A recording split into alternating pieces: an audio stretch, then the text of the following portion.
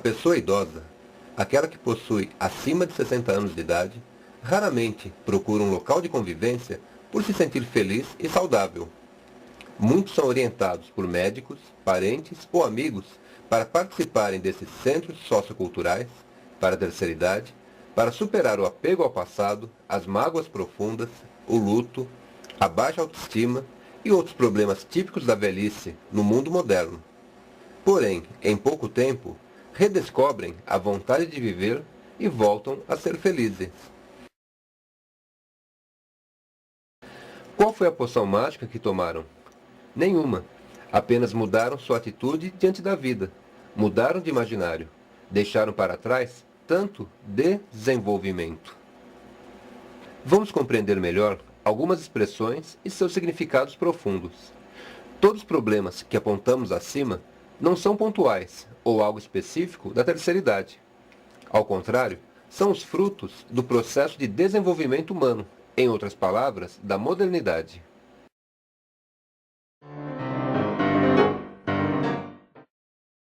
Alguns pensadores afirmam que existem 3 atitudes diante do mundo, e todos acontecem simultaneamente. Porém, em alguns períodos da história, um ou outro predomina. Diante da dificuldade de nomear essas 3 atitudes, vamos chamá-las de não moderna, moderna e pós-moderna. Essas 3 atitudes, ou ações sentimentais, estão relacionadas diretamente às 3 estruturas do imaginário definidas por Gilbert Durand: a mística, a heróica e a dramática. E podemos também notar uma forte analogia com as 3 formas de relação com o meio circundante: o envolvimento, o desenvolvimento e o reenvolvimento. Por fim, se fizermos uma comparação com os ensinamentos espiritualistas, vamos notar que as 3 atitudes, acima, também mantêm correspondência com os 3 tipos de orbes organizados para a evolução humana: o primitivo, o de provas e expiações e o de regeneração.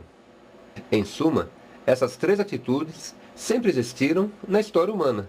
Porém, como já salientamos, uma delas costuma predominar em determinado momento. Aqui nesse trabalho, vamos apontar uma nova relação. Mircea Eliade compreendeu que nos povos primitivos predominava a existência do homo religiosus.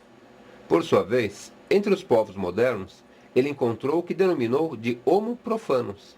Mas qual seria o ser humano mais adaptado à atitude pós-moderna?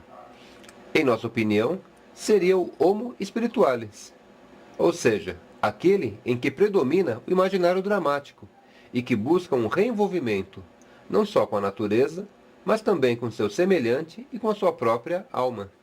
Este, porém, não sente a necessidade de se vincular com as religiões formais.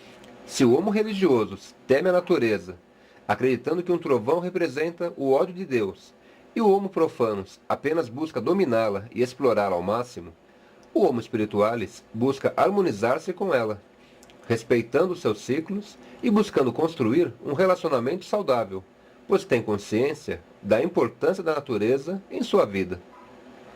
Voltando à questão do idoso, vamos nos aperceber que nos mundos primitivos, onde há o predomínio do sentimento não moderno, o idoso costuma ser mais respeitado.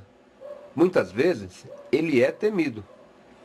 E o contrário acontece nos mundos de provas e expiações, onde predomina o sentimento moderno. Aqui o idoso é considerado um estorvo ou alguém que não tem mais como contribuir para o desenvolvimento da sociedade, e por isso mesmo é conduzido para os chamados depósitos de velhos.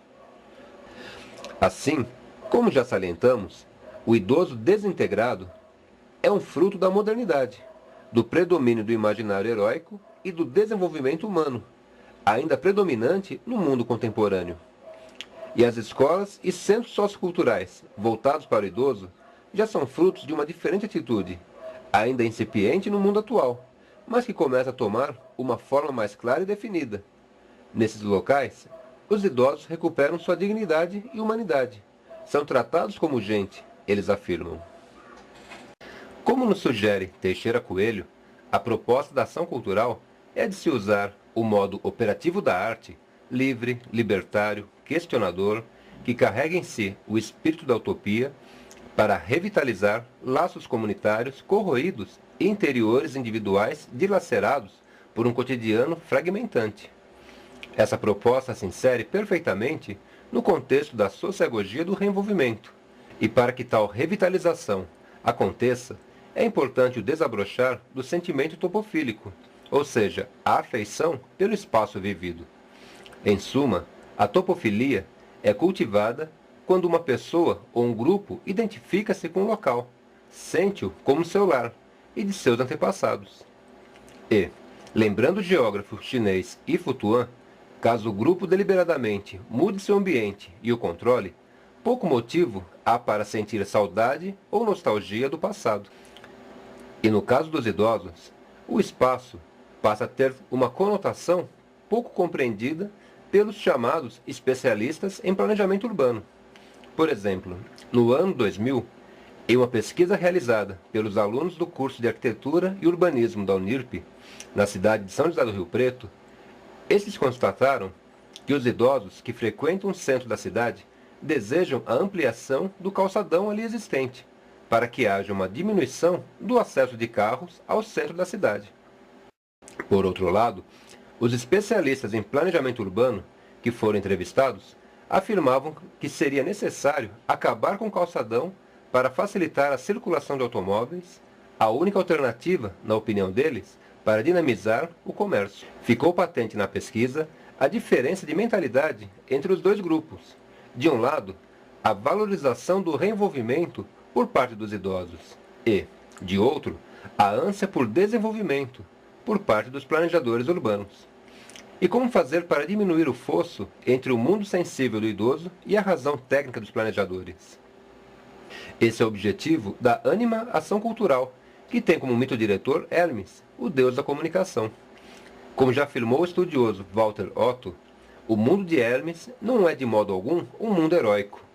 Sua essência possui a liberdade, a amplidão e o fulgor por meio dos quais reconhecemos o reino de Zeus.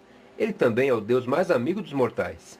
Enfim, enquanto um arquétipo universal, ele está presente no processo de reenvolvimento humano e nos programas de ação cultural que valorizam a topofilia e os laços de fraternidade e união. No projeto Nossas Lembranças Mais Pessoais Podem Vir Morar Aqui, realizado com idosos residentes na cidade de São José do Rio Preto, ficou patente o arquétipo de Hermes como criador de laços afetuais ou topofílicos.